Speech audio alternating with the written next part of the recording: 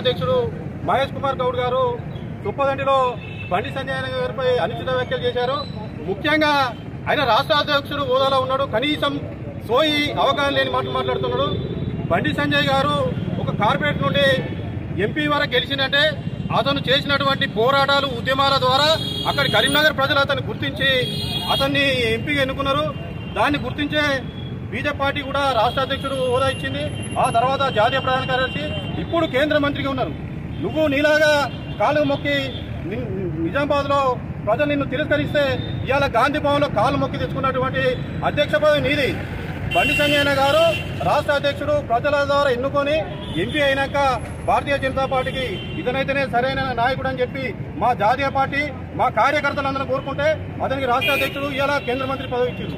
మీరు అతనిపై దొంగ ఓట్లు అని చెప్పి తప్పుడు ప్రచారం చేస్తున్నారు. దీన్ని మేము తీవ్రంగా ఖండిస్తున్నాం. ఇప్పటికైనా మహేష్ కుమార్ గౌడ్ గారు వెంటనే ఆ వ్యాఖ్యలు వెనక్కి తీసుకొని కరీంనగర్ ప్రజలు